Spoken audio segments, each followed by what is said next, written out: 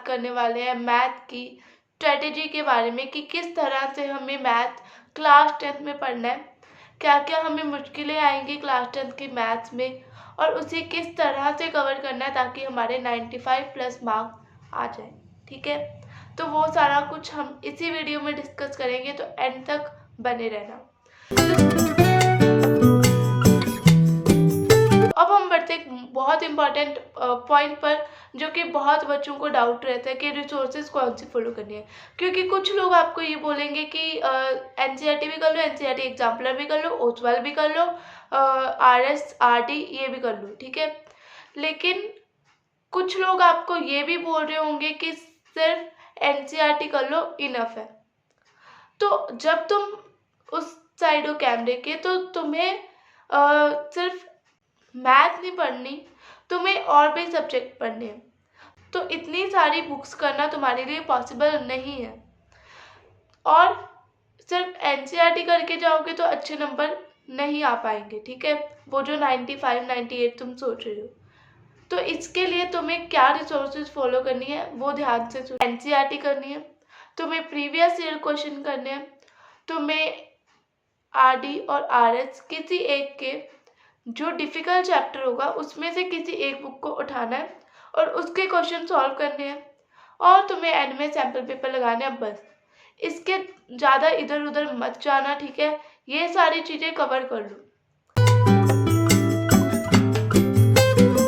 हमारा फ्लो किस तरह से रहना चाहिए, कि मतलब किस तरीके से क्या क्या हम चीज़ें करके ये बोल सकते हैं कि हाँ हमारा चैप्टर कंप्लीट है। तो तुम्हें सबसे पहले एक लेक्चर देखना है। ठीक है, एक लेक्चर देखो, या फिर अपनी स्कूल के टीचर से या यूट्यूब पर। ठीक है, उससे तुम्हें ये समझ आएगा कि उस चैप्टर में क्या है और सारे इम्पॉर्टेंट कंसेप्ट समझ आएंगे। उसके बाद एनसीईआरटी की एक्सरसाइज खुद से सॉल्व करो। कोई क्वेश्चन ऐसा लग रहा है कि नहीं सॉल्व हो रहा है, वो जाकर देख लो। ठीक है, तो एनसीईआरटी हो गई। उसके बाद प्रीवियस ईयर क्वेश्चन कर लो। इससे वही अगेन मैं बोलूँगी कि तुम्हें पता चल जाएगा प्रीवियस ईयर क्वेश्चन में किस तरह के क्वेश्चन आ रहे होते हैं। तो ये करने के बाद तुम्हें आरडी आरएस पर तब जाना है अगर तुम्हें अभी भी ये लग रहा है कि ये चैप्टर में मुझे कॉन्फिडेंस नहीं आ रहा, तो तुम आरडी आरएस में डाल सकते हो। ठीक है, फॉर प्रैक्टिस। ठीक है, इसके बाद जब ये तुमने सभी चैप्टर के इतना काम कंप्लीट कर लिया, एंड में तुम्हें लगाने हैं सैम्पल पेपर। वो कब तक लगाने हैं, कैसे लगाने हैं, वो मैं आपको बता रही हूँगी जब टाइम आएगा। ठीक है, तो अभी के लिए जो मैंने फ्लो बताया उसके हिसाब से अपने चैप्टर को कंप्लीट कर लो।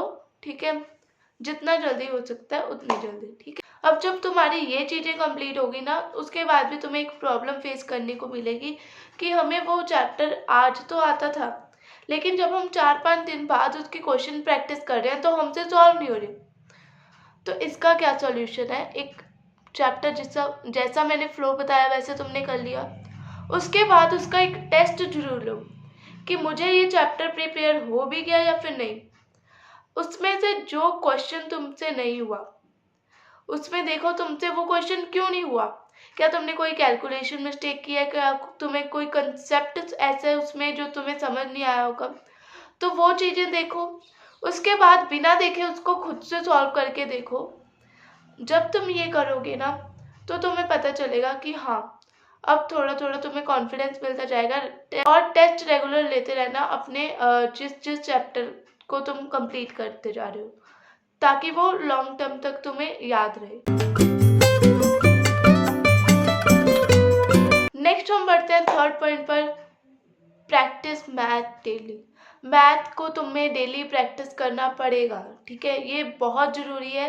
ऐसा नहीं है कि मैंने आज कोई चैप्टर 2-3 घंटे पढ़ ली मैथ, ठीक है, एक हफ्ते पढ़े नहीं, ऐसा नहीं चलने वाला। ठीक है, रोज आधा घंटा भी दे दो मैथ को, हो जाएगा। ठीक है, आराम से आधा घंटा दो, इजीली तुम्हारा सिलेबस कवर हो जाएगा। और कंसिस्टेंसी मैथ में तो बहुत ज़रूरी है।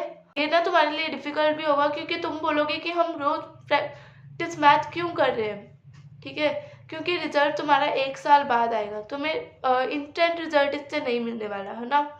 तो तुम्हें लगेगा कि हम क्यों कर रहे हैं, लेकिन तुम्हें करना पड़ेगा। क्योंकि इसी से जो तुम्हारा गोल है अच्छे नंबर लाना है ना, वो तभी अचीव होगा जब तुम कंसिस्टेंसी से करोगे। और एक वो कोट है ना कि consistency is harder when there is no one to clap. ऐसा ही होगा, तुम्हारे लिए कोई नहीं होगा कि अच्छा तुमने आज पढ़ाई की, आज मैथ आधे घंटे प्रैक्टिस की, बहुत बढ़िया बात है, तुमने बहुत अच्छा काम किया। वो एंड में तुम्हारा रिजल्ट देखेंगे और रिजल्ट तुम्हारा इसी से अच्छा आएगा जब तुम कंसिस्टेंसी रोज तुम उस सब्जेक्ट को दे रहे हो, तो रिजल्ट अच्छा आएगा। नेक्स्ट हम बढ़ते हैं अपने 4th पॉइंट पर, जो कि है do not mug up. Math को रटना बंद कर दो। मैथ तुम्हारी एसएसटी बायो जैसे सब्जेक्ट नहीं है कि तुम्हें रटने से सारा कुछ हो जाएगा। मैथ में बिल्कुल तुम कुछ नहीं कर पाओगे अगर तुमने रटना स्टार्ट कर दिया, ठीक है। एसएसटी इंग्लिश लैंग्वेज जैसे सब्जेक्ट में चलता है, ठीक है। साइंस में भी तुम्हें कुछ ऐसी चीज़ें मिल जाएंगी जो कि तुम्हें रटनी पड़ती है, लेकिन मैथ में अगर रटोगे ना तो नहीं हो पाएगा, ठीक है। अपने 5th पॉइंट पर, जो कि बहुत इम्पॉर्टेंट है और तुम्हें एग्ज़ाम से एक दिन पहले बहुत हेल्प करेगा, ठीक है। अपनी एक फार्मूला शीट बना लो, ठीक है, बहुत काम आएगी लास्ट मोमेंट पर। फार्मूला शीट तुम्हें बहुत हेल्प करने वाली है एग्ज़ाम से एक रात पहले, जब तुम देख रहे होगे कि मुझे काश सारे फॉर्मूले एक जगह मिल जाएं, तो वो तुम्हारे लिए बहुत ही बेनिफिशियल होगा अगर तुमने खुद से बनाई हुई है। इससे क्या होगा कि तुम्हें सारे फॉर्मूले याद भी हो जाएंगे अभी, और तुम्हें एंड मोमेंट तक भी काम आएंगे। तो सभी फॉर्मूलाज और इम्पॉर्टेंट कंसेप्ट भी एक जगह लिख कर रख लो, ठीक है, कि हाँ ये सारे इम्पॉर्टेंट कंसेप्ट है जो कि एग्जाम से एक दिन पहले तुम्हें देख के जाने। इससे क्या होगा कि तुम्हें लास्ट मोमेंट पर रिवाइज करने में बहुत ज़्यादा हेल्प मिलेगी। तो with this let's end today video. अगर वीडियो पसंद आई तो लाइक कर दो, चैनल को सब्सक्राइब कर दो, क्योंकि इस टाइप की वीडियो तुम्हें इस चैनल पर मिलती रहेंगी, ठीक है। और वीडियो को अपने फ्रेंड्स के साथ शेयर कर देना जो कि डर रहे हैं मैथ से, उन्हें ये वीडियो जरूर दिखाना, ठीक है, उनकी भी हेल्प हो जाएगी। So with this let's end today video. I hope you like this video. Thank you for watching.